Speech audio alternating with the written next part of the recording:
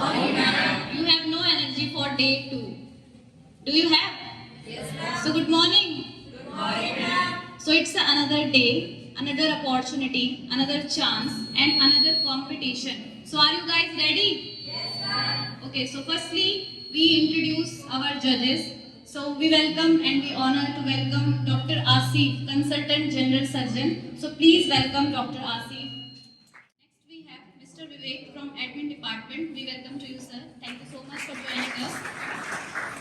And next we have Mr. Anil Yadav, sir. He also from Admin Department. Thank you so much for coming and giving the opportunity to welcome all of you. So thank you so much, everyone. And listen carefully. We are going to start our day 2 and day session 2. So firstly, we are going to conduct our debate session. So are you guys ready? Yes, ma'am. So what is debate? Debate is a listening, reasoning and learning. Okay, so firstly I introduce our participants. So now we have two houses, red house and blue house. So participants of red house, Mr. Abhishek from section A, Miss Santoshi, BMLT first year, and Miss Priya, OT first year. And other hand, we have blue house from Nikita, 6th semester, Vivek, 4th semester, Mehak, paramedical, and Arshad from paramedical. So now we introduce all the rules and all the instructions of debate. So we plan that debate competition is conducted in 2 parts. Okay. So firstly we all the instructions. The against of motion teams will ask the questions and the favor of motion teams answer them. All members of both teams should involve into asking and answering questions. Asking and answering questions should take 2 to 3 minutes. The speaker of the against of motion team will present his or her ideas and opinions.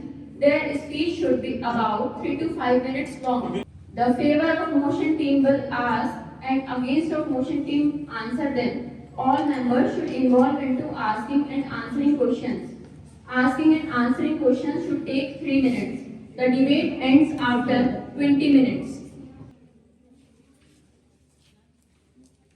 So the topic is robotic surgeries and traditional surgeries. Have you cleared the topic? Robotic surgeries and traditional surgeries.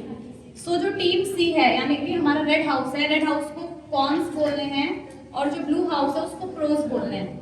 Okay, so blue house explaining the and debate for pros of robotic surgeries and traditional surgeries and for red house cons of robotic surgeries and traditional surgeries. Have you all clear? Yes. Okay. So let's start our debate session.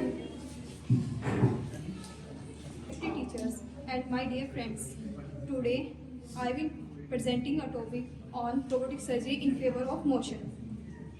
Robotic surgeries help in precising, reducing risks and have a lesser time of recovering इन आज मतलब कि हमारे present में और future में इसका बहुत बड़ा योगदान है.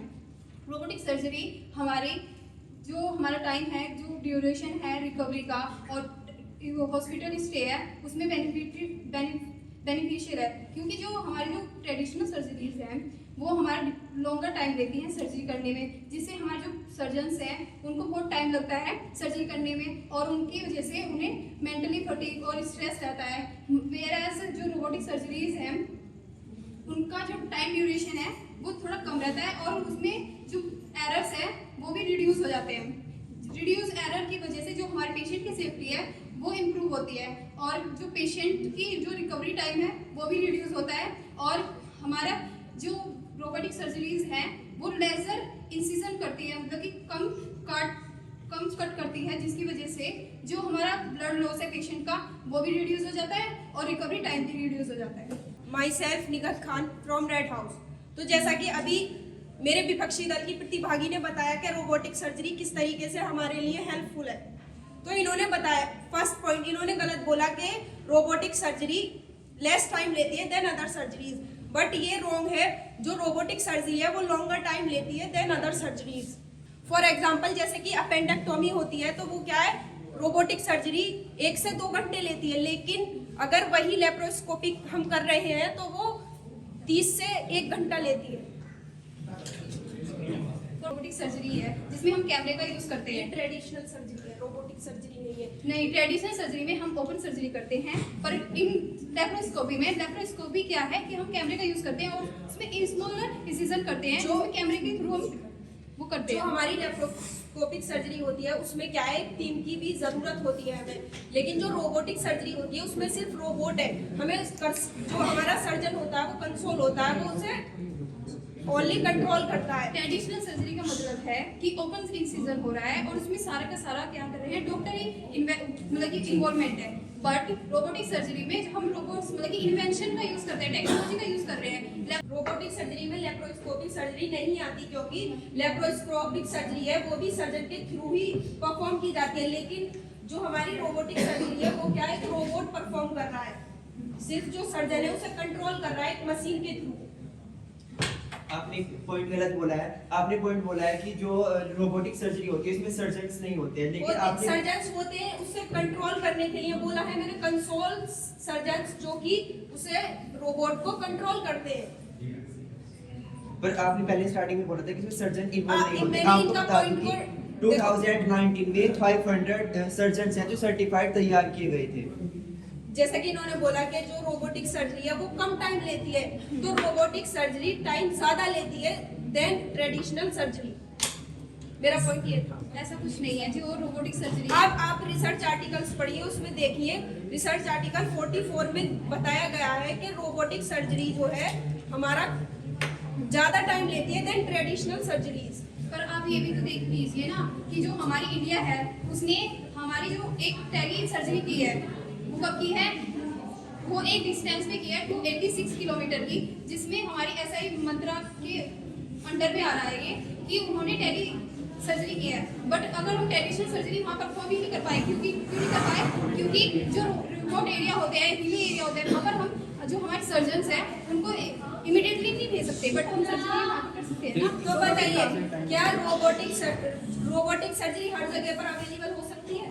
नहीं, रोबोटिक सर्जरी एक इतनी कॉस्टली सर्जरी है जिसे एक नॉर्मल पर्सन अफोर्ड नहीं कर सकता। ट्रेडिशनल सर्जरी को नॉर्मली पर्सन अफोर्ड कर सकता है, लेकिन रोबोटिक सर्जरी को अफोर्ड नहीं कर सकता। जो नॉर्मल एरियाज है वहाँ कैसे हम रोबोटिक सर्जरी को ला सकते हैं, बताइए। आप कोस्ट जब हम उसे अफोर्ड ही नहीं कर सकते तो हम रोबोटिक सर्जरी को ला कैसे सकते हैं? रुकिए, आप कोस्ट की बात कर रहे हैं कि रोबोटिक सर्जरी बहुत ज्यादा महंगी है, लेकिन आप भारत में रह रहे हैं, आपको पता होना चाहिए कि PMJAY और IRDAI ने भी insurance regulatory development authority of India, जिसने क्या किया है कि जो ऐसी स्कीम्स चलाई है कि अगर रोबोटिक सर्जरी उनमें अनिवार्य हो जानी चाहिए, जैसे PMJAY है 5 लाख तक का वो इलाज कराती है, जिसके अंदर रोबोटिक सर्जरी आराम से कवर हो जाती है। इसलिए आप पोस्ट के बाद रोबोटिक सर्जरी के लिए ना ही करें तो बेहतर है। तो क्या रोबोटिक सर्जरी के थ्रू हम जो सर्जन की स्किल्स हैं क्या हम उन्हें इम्प्रूव कर सकते हैं? रोबोटिक सर्जरी के थ्रू रोबोटिक सर्जरी हमें एक स्टीप कर्व प्रोवाइड कराती है, यानी किसी भी चीज को समझने में डिफिकल्टी क्या हम आज मेडिकल के अंदर नई नई रिसर्चेस, नई नई टेक्निक्स आती है, क्या हम रोबोटिक सर्जरी के थ्रू वो मेडिकल एरिया में देख सकते हैं? ऑफ कोर्स क्यों नहीं देख सकते। अब हमने हर कोई भी इन्वेंशन आएगा, हम उसके लिए ट्रेनिंग तो ऑब्वियसली डॉक्टर्स को भी देते हैं। ऐसे ही अगर हम अपने जो प्रोग्राम रोबोटिक्स वो है उसमें भी हम अपने प्रोग्राम को सेट करेंगे तो हम उसमें भी हर एक इन्वेंशंस को, वो हर एक टेक्निक को वो परफॉर्म कर सकते हैं उसके थ्रू। लेकिन हम नई रिसर्चेस नहीं कर सकते। जब क्यों नहीं कर सकते रिसर्च? भी कोई सर्जन पास से किसी चीज को करता है तो क्या है उसकी स्किल्स इंप्रूव होती है, लेकिन जब एक रोबोट उसी चीज को परफॉर्म करेगा तो क्या उसकी स्किल्स इंप्रूव हो पाएंगी? हाँ, पास से बताइए। आप कह रहे हो कि जब भी हम कोई सर्जरी परफॉर्म करते हैं तो उसमें पास से देख के अच्छा दिखाई देता है, लेकिन आपको बता दो कि रोबोटिक सर्जरी जो होती है उसमें 3D का यूज किया जाता है। लेकिन हम उसे टच सेंस नहीं करते। पहले बात पूरी करने दीजिए। उसमें हम 3D का यूज करते हैं और 3D के यूज से हम चीजों को जूम कर सकते हैं और अच्छे से क्लियरिटी देख सकते हैं, वो विजिबल भी अच्छी होती है, जिसके कारण किसी भी तरीके का उसमें सर्जरी अच्छे से हो पाती है और उसमें कोई गड़बड़ी के चांसेस नहीं रहते हैं। तो विजुलाइज तो हम ट्रेडिशनल सर्जरीज में भी कर सकते हैं लेप्रोस्कोपी की तरह, लेकिन हम उसे टच करके सेंस तो नहीं कर सकते ना। क्या रोबोट हमें एक सेंसेशन प्रोवाइड करा सकता है? सेंसेशन प्रोवाइड कराए या ना कराए, पहली बात तो ये है कि जो हमारी हम ट्रेडिशनल सर्जरी करेंगे उसमें ब्लड लॉस होने के बहुत चांस रहते हैं, जिसकी वजह से हमें विजुअलाइजेशन भी क्लियर नहीं होता है। बट इन रोबोटिक सर्जरी में हमें 3D एलिमिनेशन अच्छे से विजुअलाइजेशन हो जाता है कि कहाँ पर क्या प्रॉब्लम है और कहाँ पर क्या हमें चेंज करना है पेशेंट की उसमें। वैसे मेरा नाम शेख जुबैर है। जैसे हम देखते हैं जब सर्जरीज होती हैं, डॉक्टर सर्जन जो होते हैं जब करते हैं तो कई बार जब टिश्यूज को टच करते हैं तो फील भी लेते हैं। क्या ये फीलिंग वाला इशू क्या हमारे रोबोटिक सर्जरी में हम कर सकते हैं? मेन बात तो ये है ना, हमें पेशेंट की सेफ्टी देखनी है, ना कि वो टच देखना है। सेफ्टी मेजर्स हम देख सकते हैं कि हम अपना इन्फेक्शन कैसे कंट्रोल कर रहे हैं, ब्लड लॉस को हम कुछ हद तक मैनेज कर सकते हैं बाकी ब्लड आउट को देके। पर क्या हम जो हमारा कॉस्ट इसमें जो है, क्योंकि हम जब भी देखिए इमरजेंसी केस हैंडल करते हैं हमें ऑन द स्पॉट हैंडल करना होता है पेशेंट को। रोबोटिक सर्जरी करने में पहले हमें अपना सेटअप मेंटेन करना रहता है, पूरा टीम मेंटेन करना रहता है। तो क्या ये जो हमें टाइमिंग हमारा कंज्यूम हो रहा है सेटअप करने पे, क्या ये हम इमरजेंसी केसेस में कर सकते हैं? क्योंकि जब भी हमारा इमरजेंसी केसेस आता है हमारे पास मिनिमम 5 मिनट 10 मिनट आवर्स होते हैं जिसमें हमें अपनी सर्जरी पूरी करनी रहती है, पेशेंट को हैंडल करना रहता है। इतना टाइम क्या हम रोबोटिक सर्जरी में हम सिर्फ उसको इतने देर में उसका सेटअप भी नहीं कर पाएंगे? इस इशू को कैसे हैंडल करेंगे रोबोटिक सर्जरी में?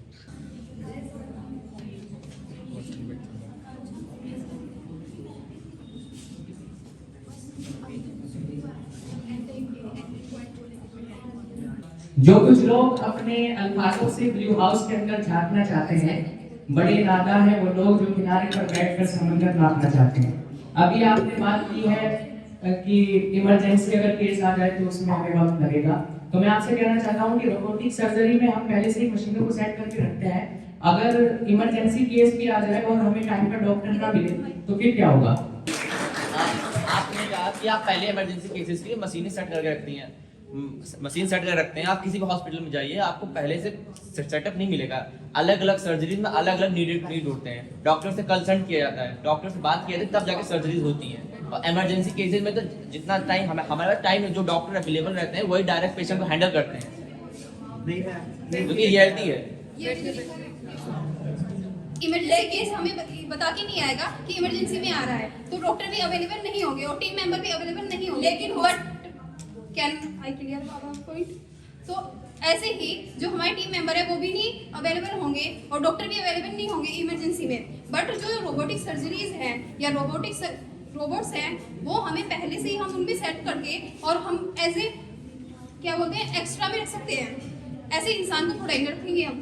तो ये पॉइंट आपका बिल्कुल भी वैलिड नहीं है, क्योंकि इमरजेंसी के अंदर डॉक्टर्स को हर टाइम रखा जाता है ताकि रखा जाता है बट अवेलेबल, और ये नहीं माना जाता उसमें कि हमेशा ही होंगे अवेलेबल।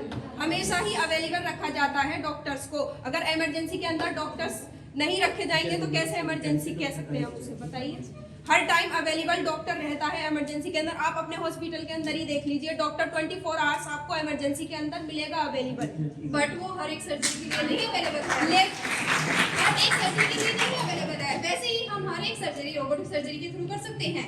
बट तो हमारे जो इमरजेंसी में जो डॉक्टर हैं वो सिर्फ एज ए जनरल डॉक्टर है, वो भी कंसल्ट करते हैं स्पेशलाइज्ड डॉक्टर को बाद में। तो सबसे पहले असेसमेंट ही तो होता है कि तो असेसमेंट तो हमारे वैसे नर्स भी करेगी इस पेशेंट का। तो ऐसा तो नहीं हो सकता है कि इमरजेंसी में हमने रोबोट को तैयार करके रखा है, असेसमेंट कराने ही आती हमने उसकी सर्जरी ऐसा लगा तो दी। हमने कहा ही नहीं कि वो डायरेक्ट वो बोलेगा कि हम रोबोट को पहले से ही तैयार करके रख सकते हैं। तो हम पहले से ही तैयार कैसे करके रख सकते हैं? रोबोटिक सर्जरी के लिए हमें इंस्ट्रूमेंट उसमें फिक्स करने होते हैं, तो हम कैसे पहले से ही तैयार करके रख सकते हैं? पहले तो हम असेसमेंट करेंगे ना उस चीज का। जैसे ट्रेडिशनल सर्जरीज के लिए हर एक ऑपरेशन थिएटर्स अलग अलग होते हैं, वैसे ही रोबोटिक सर्जरी में भी हर एक सर्जरी के लिए ऑपरेशन थिएटर्स अलग अलग बनेंगे। तो इसलिए आप ये कह नहीं सकते कि आप कैसे फिक्स करके रखोगे। जैसे हम देखते हैं बड़े हॉस्पिटल में जो सर्जन्स होते हैं वो पहले पेशेंट को देखते हैं, कंसल्ट करते हैं, उसके डाटा को देखते हैं, उसको कैसे सर्जरी प्रोवाइड करना है, सारी चीज़ों को खुद ही मैनिपुलेट करते हैं अपने। पर क्या रोबोटिक सर्जरी हम देख सकते हैं सब होता है एक साथ? आपको शायद पता नहीं है कि पहले एक असेसमेंट नर्स करेगी, फिर उसके बाद एक नर्स ऐसे कॉल में करेगी। डाटा मेन जो डाटा आता है, मेडिकल रिपोर्ट्स आते हैं, जब डॉक्टर के पास जाते हैं डॉक्टर एसेस करते हैं पूरा। आपने जैसे भी- अगर मान लीजिए किसी का स्कल डैमेज हो गया है, उसका एक्सरे रिपोर्ट आया तो डॉक्टर के पास जाएगा, तो डॉक्टर उसको देखेगा कि उसको एसेस करेगा कि उसको कौन सर्जरी देनी है, प्रोवाइड करवाएगा। क्या सेम प्रोसेस क्या आप रोबोटिक में कर सकते हैं, आपको पहले अपने डाटा को भेजना पड़ेगा, फिर वहां से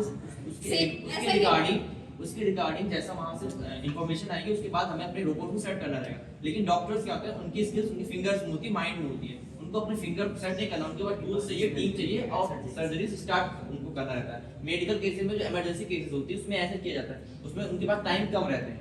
थैंक यू बताने के लिए कि आपने हमारा आंसर अपने उसमें ही दे दिया। आपने कहा कि हमारे जो स्किल्स डॉक्टर हैं वो आपके पास पहले से ही अवेलेबल हैं और उनके पास स्किल्स हैं, पर आप भूल रहे हैं कि पहले हमें उसका असेसमेंट करना पड़ेगा। वो जो भी नर्स करेगी यूजुअली, और हम वो किसको कंसल्ट करेगी, डॉक्टर को।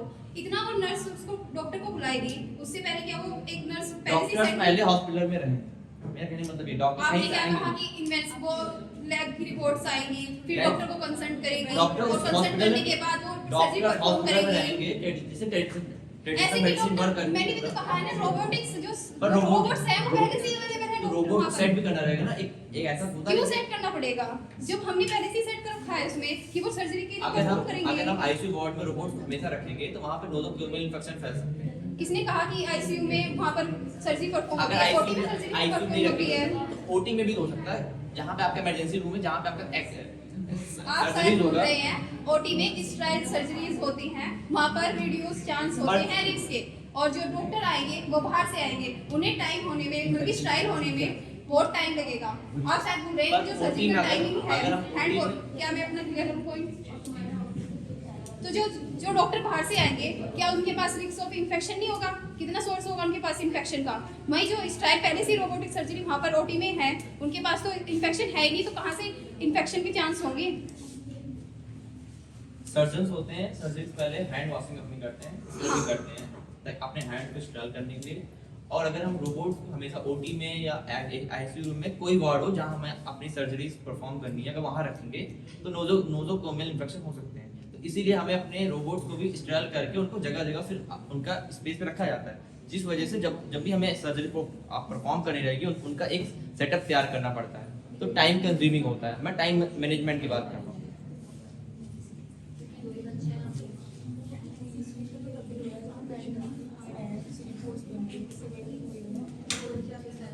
आप टाइम कंज्यूम की बात कर रहे हो, जब कोई सर्जन बाहर से आएगा वो पहले हैंड वॉशिंग करेगा, वो गाउन्स वगैरह सब कुछ पहनेगा, उसमें टाइम ज्यादा लगता है। लेकिन रोबोट्स तो पहले से ही फिक्स है, वो पहले से तैयार है, वो डायरेक्ट सर्जरी फिक्स नहीं रहते, हमें अलग पहले बात पूरी सुन लीजिए ना, ठीक है। और 2019 में भी एक डाटा देखा गया था 2019 में कि जो रोबोटिक सर्जरीज होती है, रोबोटिक सर्जरीज और ट्रेडिशनल सर्जरीज में उन्होंने कंपैरिजन करके देखा है कि रोबोटिक सर्जरीज में जो चांसेस है इन्फेक्शन के वो कम है, उसकी अपेक्षा ट्रेडिशनल सर्जरी की अपेक्षा कम चांसेस है इन्फेक्शन के।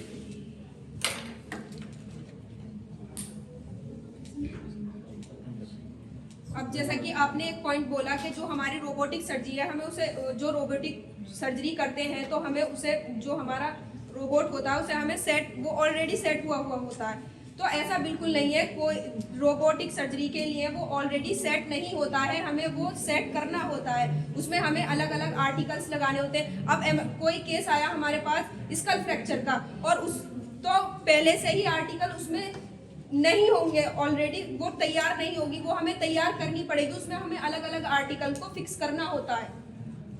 माय डियर फ्रेंड, क्या आपको नहीं पता कि एक इंसान को स्ट्राइल होने में और इंस्ट्रूमेंट लेने में ज़्यादा टाइम नहीं लगेगा, और जो पहले से ही हमारे पास स्ट्राइल है उसे सिर्फ इंस्ट्रूमेंट ही तो देने हैं हमें।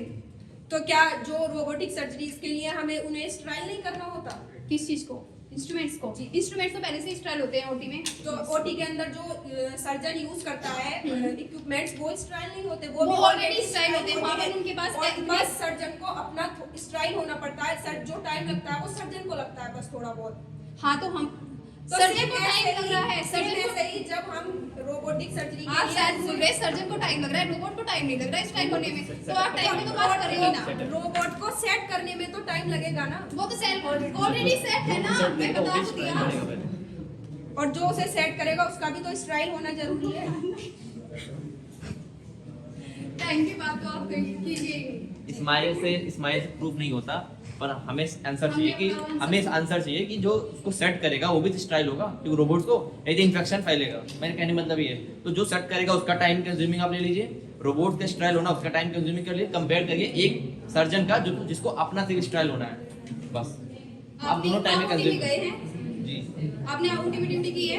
नहीं, मेरे बगल में एक ओटी रहते हैं तो वो इन्फॉर्मेशन देते हैं ओटी टेक्नीशियन वर्क कैसे करते हैं। तो आपको OT में जाके देखना चाहिए, क्योंकि जो डॉक्टर है वो OT में वहाँ पर बैठे रहते हैं अपने नीचे जो वहाँ पर है क्या बोलते हैं उसमें, जो मतलब कि नॉर्मली जो आउट पेशेंट आते हैं उनसे मिलते हैं, वो जाते हैं परफॉर्म करने OT में सर्जरीज के लिए जब इमरजेंसी केस आता है वहाँ पर। लेकिन OT स्टाफ पहले से अवेलेबल होता है, जो किस चीज़ के लिए अवेलेबल होता है कि वो पहले से स्टाइल है कि कोई इमरजेंसी आएगी तो हमें उन्हें स्टाइल नहीं करना, वो पहले से ही स्टाइल है जो वहाँ का स्टाफ है। और जो हमारे रोबोट होंगे वो भी पहले से स्टाइल है, तो हमें स्टाइल किसे करना है वहाँ पर? किसी को भी नहीं। बट जो डॉक्टर बाहर से आएगा वो सोर्स ऑफ इन्फेक्शन लेके आएगा और उस डॉक्टर को स्टाइल करने में टाइम लगेगा। हम ये कहना चाह क्या रहे बिना हैं। किसी केस से कोई टीम पहले से तैयार हो सकती है? यस, जब केस ही नहीं है क्या कोई टीम खुद को तैयार करके रख सकती है 24 पर आवर? स्टाइल तो करके रख सकती है, रोबोट भी स्टाइल है, हमें तो सिर्फ उसमें टीम को इंस्ट्रूमेंट्स देने अपने हैं। गाउन पहनने रहते हैं, ग्लव्स पहनने रहते हैं, तब वो जाके पूरा स्टाइल प्रोसेस को फॉलो करती है। क्या जब उनके पास कोई केस नहीं है तो कैसे खुद को स्टाइल करके रेडी करके रखेगी? और मैं कुछ और कॉन्स के बारे में बात करना चाहता हूँ इसकी रोबोटिक सर्जरीज में। जैसे आप देख सकते हैं कॉस्ट के बारे में देख सकते हैं। हमारे इंडिया में आप देखेंगे 95% से मोर ज़्यादा आबादी पॉपुलेशन है वो मिडिल क्लास है। और हम देखते हैं कि हमारी जो रोबोटिक सर्जरीज हैं वो देखेंगे वो हायर कॉस्ट में है। एक तरीके से देखेंगे वो अपर का जो सोसाइटी है उनके लिए ज़्यादा इफेक्टिव होती है। दूसरा हमारा PMJY जो अभी आप कह रहे थे स्कीम 5 लाख का, क्या रोबोटिक सर्जरीज क्या 5 लाख के अंदर में आती हैं? ज़्यादातर आप स्कल सर्जरीज देखेंगे वो 5 लाख से ज़्यादा आएंगी। हमारे पास लाइक ऐसे इंश्योरेंस होते हैं गवर्नमेंट कि ज़्यादातर जो पुअर पीपल हैं उनको हम दे सकें। नेटवर्क इसको हम देख सकते हैं कि जो रोबोटिक टेक्नोलॉजी होती है वो नेटवर्क में वर्क करेंगे। सर्जन किसी और प्लेस में रहेंगे और हमारा रोबोट किसी और प्लेस में। अगर बीच में कोई नेटवर्क इशू आ गया तो उसे कैसे हैंडल किया जाएगा? मैकेनिकल फेलियर देख सकते हैं रोबोट्स में, अगर क्योंकि वो मशीन है। अक्सर हम देखते हैं कि टेक्नोलॉजी में मैकेनिकल फेलियर्स होते रहते हैं, तो सर्जरी टाइम का अगर कोई मैकेनिकल फेलियर होता है तो उसको हम कैसे हैंडल करेंगे? दूसरा हम देखते हैं जो हमारे सर्जन नए बन रहे हैं, अगर वो खुद सर्जरीज को अपने हाथ से नहीं करेंगे तो वो इसमें वो स्किल कैसे लेंगे? कोई सर्जन अगर टॉप पे पहुंच गए हैं और ज्यादातर मेन सर्जरी वही कर रहे हैं, तो जो बैक के सर्जन है तब तक वो खुद उस चीज को हैंडल नहीं करेंगे तो उसमें अपनी स्किल कैसे लेके आएंगे? Okay, so let's find up this first session. तो आप लोगों को अपने अपने पॉइंट्स को बस समराइज करना है, आपको भी और आपको भी, ठीक है? एक ही बार में समराइज करना है बस अपने टॉपिक को।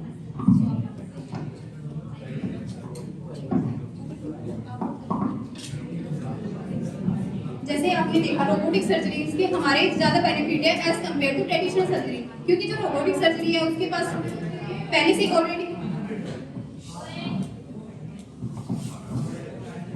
फर्स्ट ऑफ ऑल जो हमारी रोबोटिक सर्जरी है वो एक्यूरेट रिजल्ट देती है as compare to traditional surgery. Second point is cost की बात कर रहे हैं। कॉस्ट अकॉर्डिंग टू रिसर्च हमारी जो इंडिया जो हमारे जो वर्ल्ड है वो रिसर्च कर रहा है, इनोवेशन कर रहा है, और आने वाले टाइम में जो हमारी रोबोटिक सर्जरी है वो भी लेस कॉस्ट की होगी। जो मॉडर्न जो मिडिल क्लास पीपल हैं या पुअर पीपल हैं वो भी अफोर्ड कर सके रोबोटिक सर्जरी को as compare to traditional surgeries जो हैं उनके पास क्या है कि लोकल टाइम लगता है as compare to robotic surgery, और रिकवरी टाइम भी उनमें ज़्यादा होता है as compare to robotic surgery. जो रोबोटिक सर्जरीज में है उसमें जो पेशेंट की सेफ्टी है वो मेन है। रोबोटिक सर्जरीज में हम देख सकते हैं कुछ कॉन्स, जैसे कि सबसे पहले कॉस्ट आता है। आने वाले फ्यूचर में इसकी कॉस्ट अगर इसकी कॉस्ट डिक्रीज करती है तो हम इसको एक प्रॉफिट में देख सकते हैं। पर अगर इस टाइम पर अगर हम प्रेजेंट की बात करें जो हमारा चल रहा है, इसमें हम देखेंगे कि मिडिल क्लास जो होती हैं वो इतने हाई कॉस्ट सर्जरीज को हैंडल नहीं कर सकते हैं। इसीलिए इस समय हम देखें जो हमारा ट्रेडिशनल सर्जरीज है वो इसमें ज़्यादा बेटर है कंपेयर टू रोबोटिक सर्जरीज। अभी आपने PMJY स्कीम की बात की थी, तो उसमें हम 5 लाख तक की हमें इंश्योरेंस मिलती है, पर रोबोटिक सर्जरीज के लिए वो भी अभी इनफ नहीं होती हैं। नेटवर्क इशू को देखें हम तो हमारा इंडिया में जो नेटवर्क इशूज़ हैं, हम 4G 5G यूज़ करते हैं, पर अभी भी उसमें नेटवर्क इशूज़ आते रहते हैं इंडिया में। तो ये भी हमारा एक रोबोटिक सर्जरी के लिए बहुत बैड पॉइंट्स हैं। फीलिंग इशूज़ की देखें हम अगर, तो सर्जन्स कभी जो होते हैं वो टिश्यूज़ को सेंस नहीं कर सकते रोबोटिक सर्जरी में, पेशेंट के पेन को फील नहीं कर सकते। तो ये एक पॉइंट है, क्योंकि जब भी हम पेशेंट परफॉर्म करते हैं तो टिश्यूज़ को टच करते हैं, तो वो चीज़ में उनको नहीं मिलेगा। बैक हमारे जो नए नए सर्जन्स बन रहे हैं उनकी स्किल्स भी इसमें हैम्पर हो सकती हैं, क्योंकि वो नए नए स्किल्स को नहीं हैंडल कर सकते, क्योंकि जब वो सर्जरीज को खुद नहीं परफॉर्म कर रहे हैं रोबोट से या जो परफॉर्म कर रहे हैं, तो वो जो उनका स्किल्स है वो डेवलप नहीं करेगा। बाकी और जो टॉप के सर्जन्स हैं ज़्यादातर जो सुपीरियर केसेस होते हैं, क्रिटिकल केसेस, वही हैंडल करेंगे। तो ये इसमें एक निगेटिव पॉइंट्स हैं। मैकेनिकल इशूज़ को हम देख सकते हैं, क्योंकि मशीन्स हैं, इसमें मैकेनिकल इशू आते रहते हैं, और सर्जरीज के टाइम पर अगर कोई मैकेनिकल इशू आ गया तो उसको हम कैसे हैंडल करेंगे, इसका हमारे पास कोई अभी तक आंसर नहीं है। टाइम मैनेजमेंट को देख सकते हैं, क्योंकि हमें इसमें नोज़ोक्यूमेल इन्फेक्शन को भी देखना है, तो टाइम मैनेजमेंट एक इंपॉर्टेंट पॉइंट है क्रिटिकल केसेस के लिए, जो इमरजेंसी केसेस होती हैं सर्जरी में। बस, थैंक यू। नेक्स्टली हमारे क्लैप कर दीजिए हमारे जजेस के लिए जो इतने पेशेंस के साथ सुन रहे थे। And last but not the least our audience, अपने लिए क्लैप कर दीजिए। Okay, so thank you so much team A and B, well played.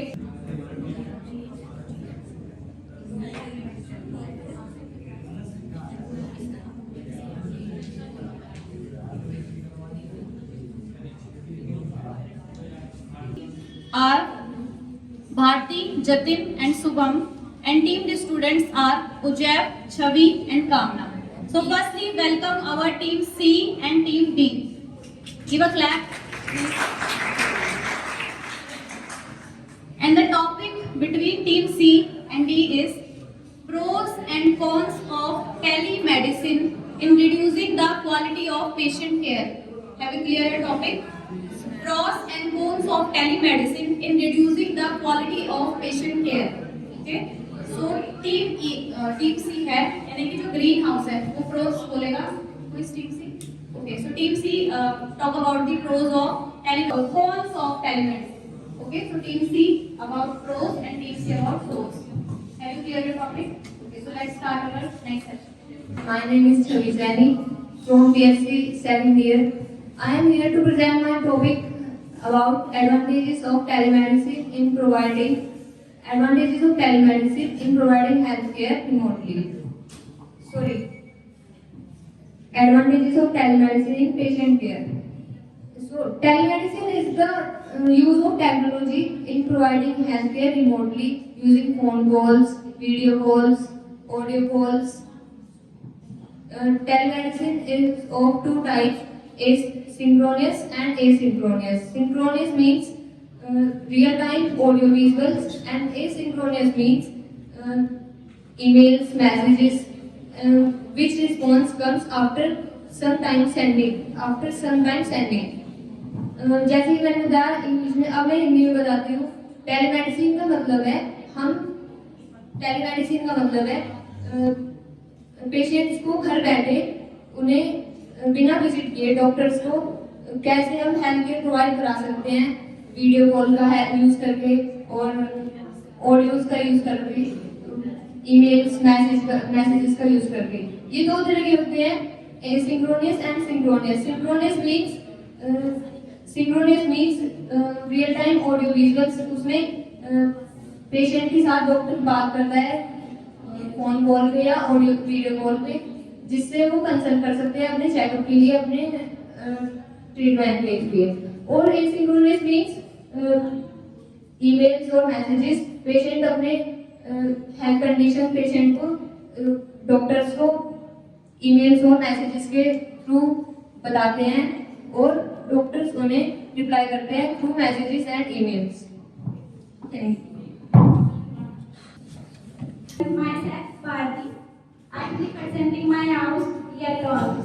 Today's topic is telemedicine. Telemedicine is a very big issue in our country because in many areas of India there is no nursing field बहुत important और role play करता है एक disease को identify करने में।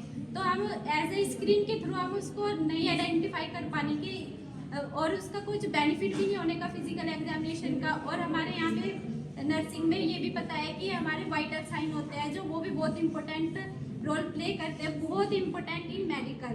As we in telemedicine हम कैसे पेशेंट का वाइटल साइन का जान सकते हैं, क्योंकि हर किसी के घर में कोई एजुकेटेड पर्सन भी नहीं हो पाता। उसकी वजह से हम जो है हमारे बेनिफिशियल नहीं है। आपने कोरोना टाइम में देखा था 2020 में जब कोरोना आया था उसके बाद से आपने देखा है कि ज़्यादातर जो हुआ था ना टेलीमेडिसिन से ही हुआ था, कोई डॉक्टर्स के यहाँ पे विजिट नहीं कर पा रहा था, कोई भी जाना समझ नहीं आता अच्छा कि हम वहाँ पे जाएं। उसके बेनिफिट्स हो रहे थे एज आपने देखा होगा अमेरिका में ही डेवलप्ड कंट्री है जो उसमें भी हमारा मिसडायग्नोज फाइंड हुआ था पैंडेमिक के दौरान, क्योंकि उनको डर्मेटोलॉजिस्ट कंडीशन थी लेकिन बताई गई थी डॉक्टर के थ्रू, लेकिन उनको एक्चुअली कंडीशन थी 50% केसेस ऐसे देखे गए थे। मेडिसिन से जो था टेलीमेडिसिन से वो लिया था या फिर आपको डॉक्टर के यहाँ विजिट किया था? आपने डॉक्टर के यहाँ विजिट करना पसंद किया था टेलीमेडिसिन से? वैक्सीन लगवाने के लिए हमने अपने घर से तो किसी को उठाया नहीं था कि आप मुझे नहीं, जो- वैक्सीन इंट्रोड्यूस कर नहीं। दो, वो भी हमें डॉक्टर के पास ही जाके लगवानी पड़ी थी। बिल्कुल बिल्कुल, तो फिर लेकिन उसमें तो ये था ना उसकी एजुकेशन के बारे में, टेलीमेडिसिन के हेल्प से ही तो हमने सब कुछ किया था ना उसमें। अब आप कह रही थी, आपने कहा था कि हमारे प्लस पॉइंट बढ़ गया कि उसमें डाटा लीक हो रहा था। आज के टाइम में जो होता है हमारा OTP आता है, वेरिफिकेशन कोड आता है, उसके बिना हम कुछ नहीं कर सकते हैं। अगर आप एक रिचार्ज भी कर रहे हो तो उसमें भी हमारा वेरिफिकेशन कोड मांग रहा है अकाउंट में। जो हमारे टेलीमेडिसिन है उसके बेनिफिट्स तो आप बता रहे हो, लेकिन उसके डिसएडवांटेजेस भी तो है, जैसे लेकिन disadvantages मैं आपको बता रहा हूँ। डाटा लीक होना Telemedicine पेशेंट का। जी, मैं आपको बता रहा हूँ आने वाले टाइम में अगर जो हम ये रूल्स एंड रेगुलेशन जान ले, उसके फ्रेमवर्क जान ले, जो भी हमारे AI जो है टेलीमेडिसिन वो एक गेम चेंजर हो सकता है बिल्कुल।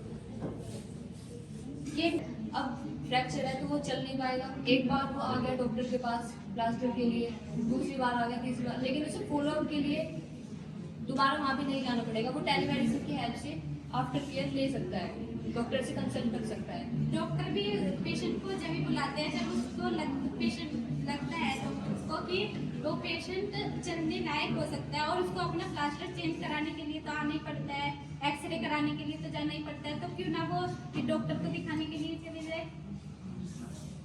ये क्या पॉइंट हुआ? अब Point मैं है बोल ना। रही हूँ फॉलो अप के लिए वो टेलीमेडिसिन से घर बैठे उनसे अपना कंसल्ट कर सकते हैं, चेकअप करा सकते हैं। अब चेकअप करा सकते हैं, प्लास्टर के लिए वो जो अपने नियर बाय जो मेडिकल स्टोर फ्रैक्चर के लिए फ्रैक्चर कराने के लिए कंसल्ट कर सकता है डॉक्टर को, लेकिन जो प्लास्टर होगा वो तो उसे वहीं जाके कराना पड़ेगा, आपके घर तो कोई नहीं आ सकता ना टेलीमेडिसिन। मान लिया प्लास्टर की जरूरत नहीं, प्लास्टर की जरूरत है। ऐसा कौन सा फ्रैक्चर होते हैं बहुत कम फ्रैक्चर की जिसमें प्लास्टर की जरूरत नहीं है, लेकिन टेलीमेडिसिन ली डॉक्टर से, क्या उसका क्या बेनिफिट है कि हम आपने कंसल्टेंसी ली डॉक्टर से कि हमें ये प्रॉब्लम है, डॉक्टर ने बताया आपको ये प्रॉब्लम, लेकिन वैक्सीन के लिए हर चीज के लिए आपको बाहर निकलना पड़ा। आपने मेडिसिन ली उसके लिए भी आपको केमिस्ट के पास स्टोर लेकिन आपसे डॉक्टर आपने उनसे तो कांटेक्ट कराना उस चीज का, तभी तो आप कुछ हद तक टेलीमेडिसिन सही है, कुछ हद तक, बाकी ज्यादा टेलीमेडिसिन नहीं चल सकती, इसको थोड़ा उसमें हो सकता है लेकिन नहीं, क्योंकि जो हमारा गुड कम्युनिकेशन डॉक्टर के साथ होगा वो स्क्रीन पे नहीं हो सकता। पेशेंट जितना खुल के फेस टू फेस बताएगा वो वैसे नहीं बता सकता पेशेंट को। कुछ केसेस में जा रहा हूँ क्योंकि हमारा जो इसमें मैं एक एग्जांपल रखती हूँ आपके सामने।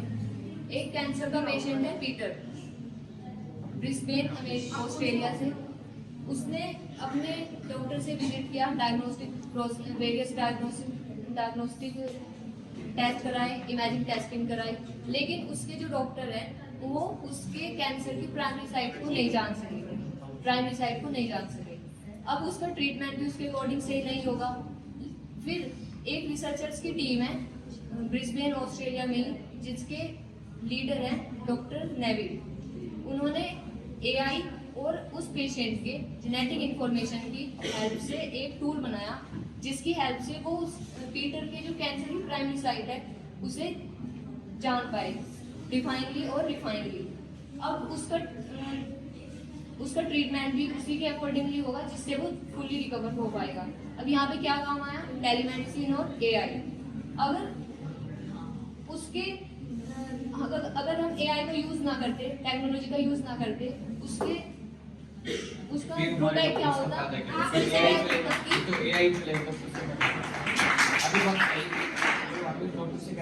आपने मेरी बात ध्यान नहीं सुनी। इससे पहले मैंने अपना पॉइंट रखा था कि ऑस्ट्रेलिया में एज अ AI कम्युनिकेशन के थ्रू ही डर्मेटोलॉजिस्ट कंडीशन बताई गई थी, लेकिन उनको कैंसर था, तो वो भी तो उसका ड्रॉबैक है।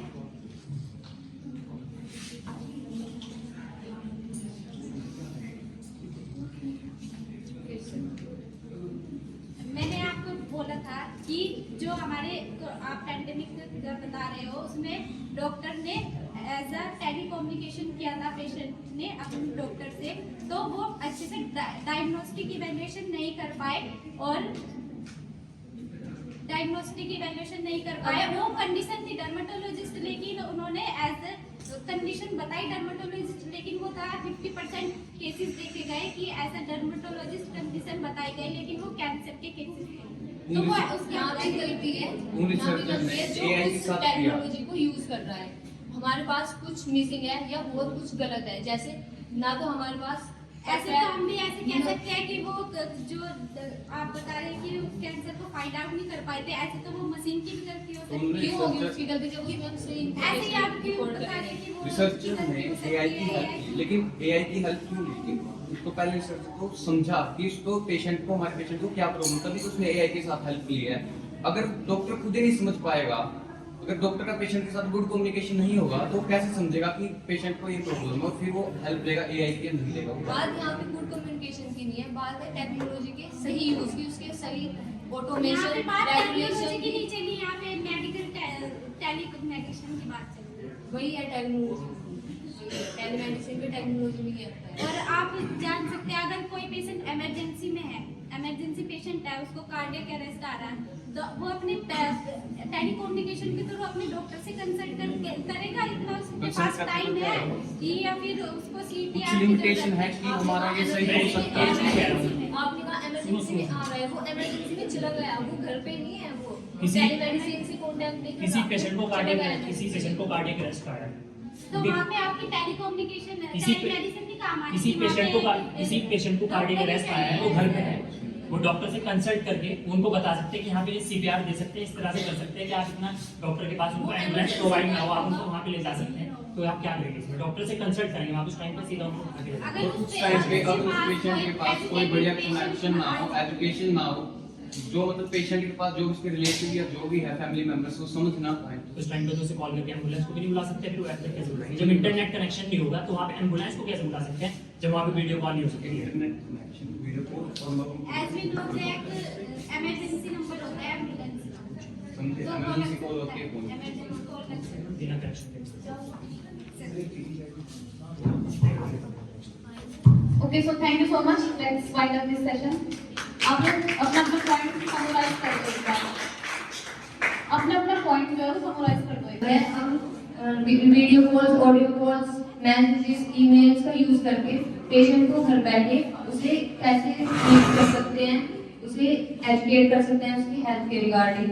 अगर टेक्नोलॉजी का सही तरीके से यूज करें, उसके रेगुलेशंस, ऑटोमेशन और स्टैंडर्डाइजेशन, इन सब का यूज करेंगे सही तरीके से, तो हेल्थ केयर में बहुत डेवलप होगा और इमरजेंसी टाइम पर ये बहुत अच्छा गेम चेंजर हो सकता है। मिस डायग्नोस्ड से बच सकते हैं हम, अगर हम टेलीमेडिसिन का प्रयोग ना करें, हम मिस डायग्नोस से बच सकते हैं, जो कि बहुत ही नॉट बेनिफिशियल हो सकता है हमारे क्लाइंट्स के लिए। विदाउट टेलीकम्युनिकेशन, टेलीमेडिकेशन अगर हम इंटरेक्ट करेंगे अपने डॉक्टर से, तो वो ज़्यादा बेनिफिशियल हो सकता है as compare to. Thank you so much participant, big round of applause. Topic से थोड़ा भटक गए थे, लेकिन फिर भी डिस्कशन अच्छा था सभी का। दो चार बातें मैं बोलना चाहता हूँ, जैसे कि robotic surgery, as a surgeon मैं चाहता हूँ कि मैं कुछ बोलूँ रोबोटिक सर्जरी के बारे में, है ना। तो जैसा कि पुराने ज़माने से चली आ रही है सर्जरी, पहले बड़े बड़े एब्डोमेन इंसिजन दिया करते थे, लैप्रोटमी आज भी होती हैं, फिर धीरे धीरे लैप्रोस्कोपी इवॉल्व हुई। लेकिन जैसा बोलते हैं ना, research means every new topics and new researches are going on, and from the results of research we again search new things. तो रिसर्च में हमेशा डेवलपमेंट होता ही रहता है, इसीलिए लैप्रोस्कोपी के बाद लोगों को ज़रूरत महसूस हुई कि कुछ लैप्रोस्कोपी से पॉसिबल नहीं था, तब रोबोटिक की बारी आई। One more thing, robotic and laparoscopy are different things, ठीक। रोबोटिक को कह सकते हैं कि वो लैप्रोस्कोपी जैसा है। लैप्रोस्कोपी मीन्स एब्डोमेन के अंदर झांक के देखना, सिंपल सी अगर इंग्लिश टू हिंदी ट्रांसलेट करें तो। रोबोटिक्स में भी वैसा ही होता है, एब्डोमेन के अंदर झांक के ही देखते हैं और सर्जरी करते हैं।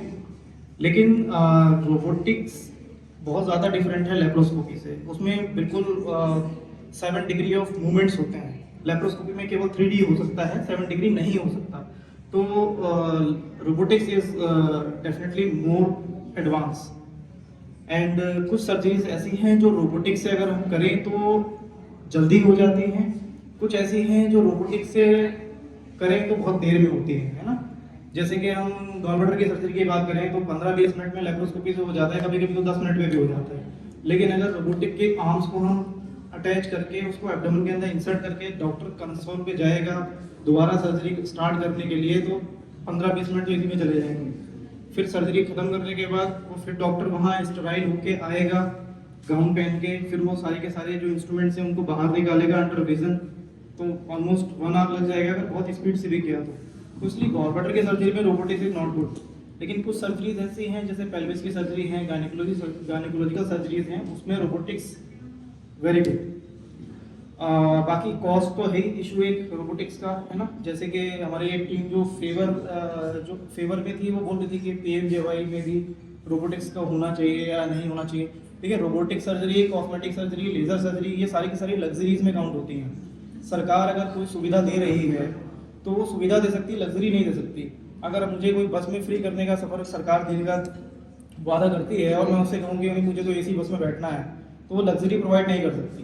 तो robotic surgery, laser surgery, cosmetic surgery, ये सारी लग्जरीज हैं। ये आज के 10 साल बाद, 50 साल बाद भी आयुष्मान में कभी कवर नहीं हो सकती, नहीं हो पाएंगी। इंश्योरेंस में हो सकती हैं लेकिन आयुष्मान में नहीं हो पाएंगी, क्योंकि सरकार की वो जिम्मेदारी नहीं है, सुविधा देती यही बहुत है ना। तो कॉस्ट का एक इशू तो है रोबोट में। एक रोबोट लगाने के लिए हॉस्पिटल कम से कम 5-10 करोड़ का खर्च करना ही पड़ेगा मिनिमम। फिर उसके लिए ये केवल रोबोट की कॉस्ट बता रहा हूँ, उसके अलावा जो सेटअप है, जो एक्सपीरियंस स्टाफ है, डॉक्टर्स को ट्रेनिंग स्पेशल देनी पड़ती है रोबोटिक्स के लिए, वो अलग इश्यूज हैं। बाकी जो मशीनरी की मेंटेनेंस है वो भी एक इशू है ना। तो कुछ चीज़ों में रोबोटिक्स बेटर है, कुछ चीज़ों में ट्रेडिशनल सर्जरीज बेटर है। इमरजेंसीज में रोबोटिक्स का यूज़ मिनिमल है। किसी का परफोरेशन हो गया, चाकू लग गया, पेट में तलवार लग गई, तो उसमें रोबोटिक नहीं कर पाएगा कुछ। उसमें जब तक पेट खोल के नहीं देखेंगे नहीं हो पाएगी सर्जरी, रोबोटिक उसमें पॉसिबल ही नहीं है। ऐसे ही जो दूसरा वाला राउंड हुआ था टेलीमेडिसिन का, वो भी एक अच्छा टॉपिक है। उसमें भी मैं बताना चाहूँगा कि टेलीमेडिसिन के भी कुछ प्रोज हैं, कॉन्स हैं। जैसे कि एज अ सर्जन जब तक मैं किसी पेशेंट को छू के नहीं देखूंगा, मैं आइडेंटिफाई नहीं कर पाऊंगा कि डिजीज़ क्या है। उसको देखने से कुछ चीज़ें नहीं पता चलती हैं, छूने से लम्प पता चल जाता है। तो इसलिए टेलीमेडिसिन यहाँ पे फेल हो जाती है। एक प्लस पॉइंट भी है टेलीमेडिसिन का, जैसे कि हमारे जो फेवर में थे उन्होंने बोला था कि कंटेजियस डिसीज से हम बचेंगे। कोरोना काल में बहुत काम आया, मैंने भी बहुत लोगों का ट्रीटमेंट किया टेलीमेडिसिन के थ्रू कोरोना में। लेकिन हर चीज़ के प्रोज एंड कॉन्स होते हैं, इस चीज़ को हमें लेके चलना चाहिए। Thank you. In this session. So now this is the time of result. Okay, so winner team of first round is what? Sure. Which house? Which house? And the winner is Yellow House. Please clap for Yellow House. Okay, so the winner of second round, which team? Which house? Which house? And the winner team is Red House.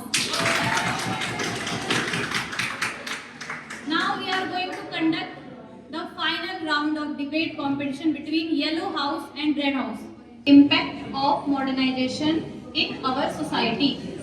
So Red House जो है वो positive points बोलेगा, positive points, और उसके favour में बोलेगा red house, favour में बोलना रेड हाउस को, पॉजिटिव पॉइंट्स बोलना impact of modernisation in our society. And जो येलो हाउस है उसको अगेंस्ट में बोलना है, येलो हाउस अगेंस्ट।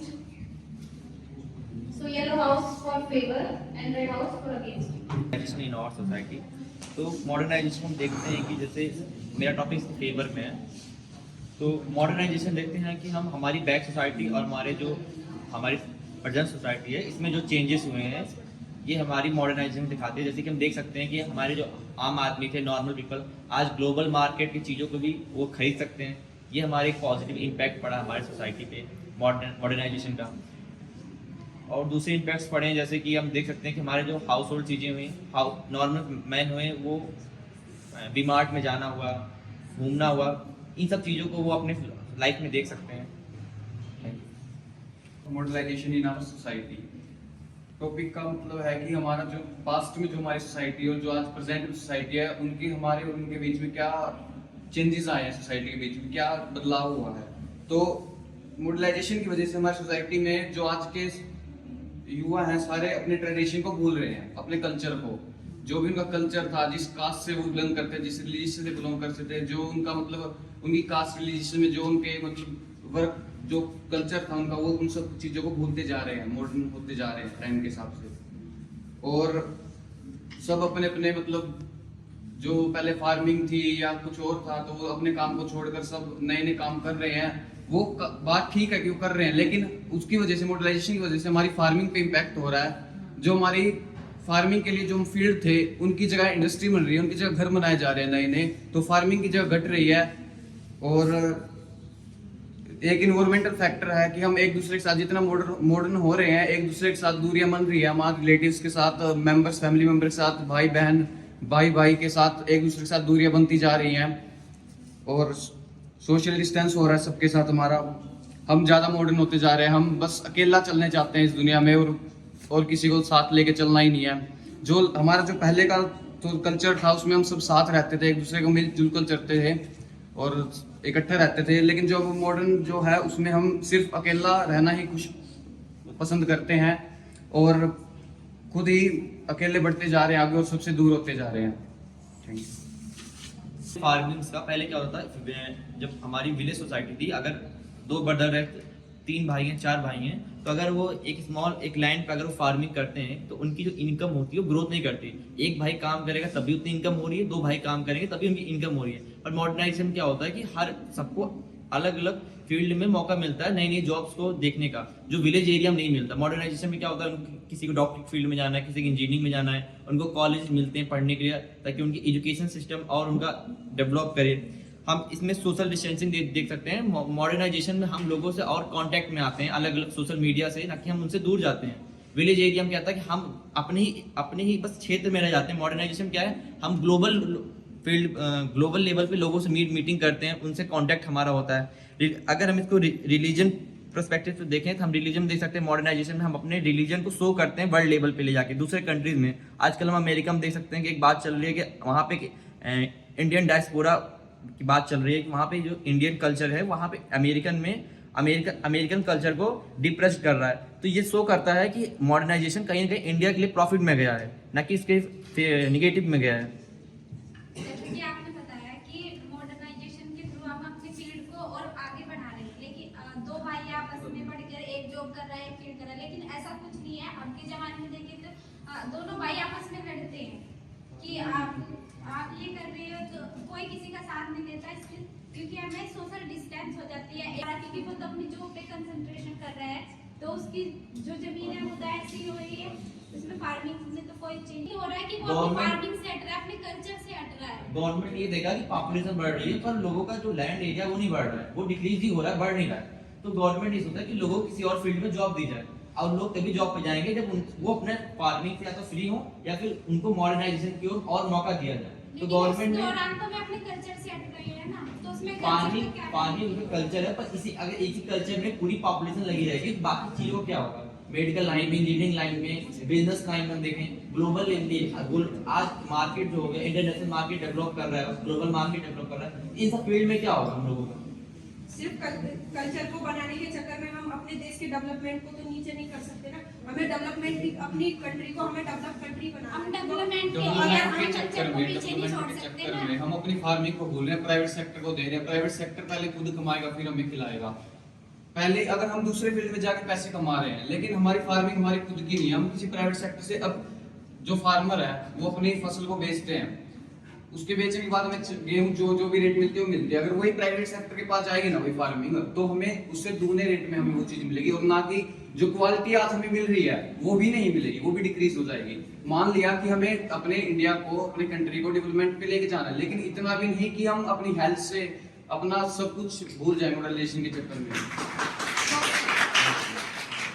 जैसे कि अभी आपने फार्मिंग की बात की, तो हम देख सकते हैं ग्रीन रिवोल्यूशन, देखते हैं व्हाइट रिवोल्यूशन जो हमारे गवर्नमेंट ने लाई थी, ये इसलिए लाई थी हमारा फार्मिंग में रिवोल्यूशन आए, मॉडर्नाइजेशन आए। जैसे कि हम देखा, अगर हम फार्मिंग अपने ट्रेडिशनल मेथड से करेंगे तो हम देख सकते हैं हमारा आउटपुट क्या होगा। और जो हमारा अभी प्रेजेंट का मॉडर्नाइजेशन आया फार्मिंग में, अगर हम उस मेथड से करेंगे उसको हम, तो हमारा आउटपुट उसका हमारा कहा जाता है कि 4x 5x तक जाता है।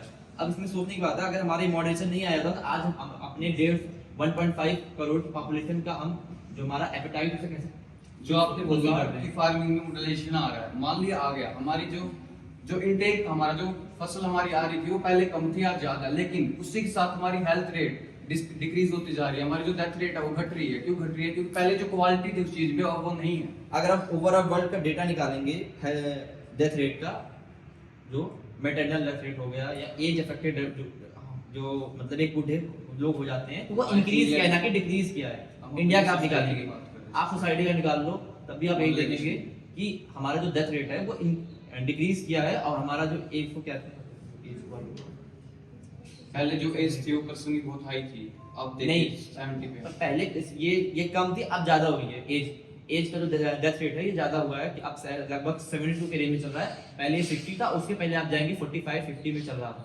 तो हम देख मॉडर्नाइजेशन में ये इंक्रीज हुआ, क्योंकि लोगों को मेडिकल फैसिलिटी मिली है, लोगों को अच्छी लाइफ स्टाइल मिली है, तो लोगों का ये इंक्रीज है। आप तुमने कहा था हेल्थ क्वालिटी इंक्रीज हुआ है ना कि डिक्रीज हुआ है। डिक्रीज उन लोगों का हुआ है जिनका जो इकोनॉमिक बैकग्राउंड से पीछे हैं, वो हाई क्वालिटी चीजों को बाई नहीं कर सकते, उनका डिक्रीज हुआ है। ना कि जो लोग अच्छी लाइफ स्टाइल में रह रहे हैं, अच्छी चीजों का, जो आपके दादाजी थे, उनके पापा थे, आपके पापा हैं, वो आपसे बेटर लाइफ जी चुके हैं, आपसे ज्यादा एज तक जिएंगे, आप नहीं जी सकते। उसका क्या मतलब वो चीज? क्योंकि आपकी हेल्थ डिक्रीज हो रही है, क्योंकि आपको वो चीज नहीं बेटर खाया, उन्होंने खाया है।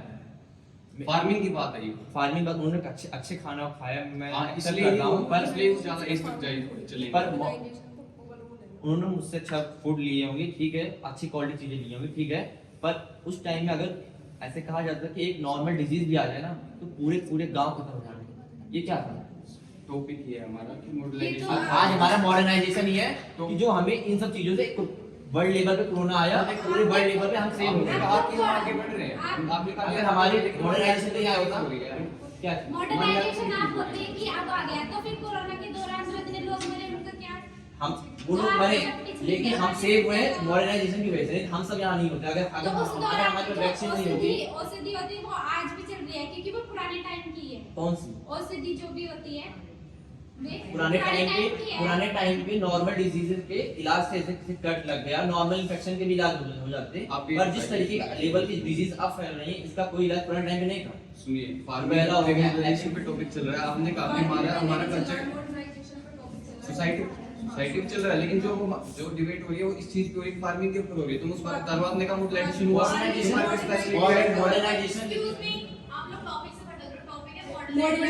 मॉडर्नाइजेशन कोई एक सिंगल एस्पेक्ट नहीं है, ये ब्रॉड टर्म है, इसमें इकोनॉमी भी आता है, हमारा फार्मिंग भी आता है, कल्चर भी आता है, सब आता है। ने तो एक टॉपिक रखा होगा, जो ठीक है। मॉडर्नाइजेशन हो रहा है उसके दौरान हमारे जो भी फैक्ट्रीज वगैरह लग जाए तो उसमें इन्वायरमेंटल का इशू होता है, जैसे कि पोल्यूशन बढ़ता है, और जो भी वो हेल्थ को डिक्रीज करता है।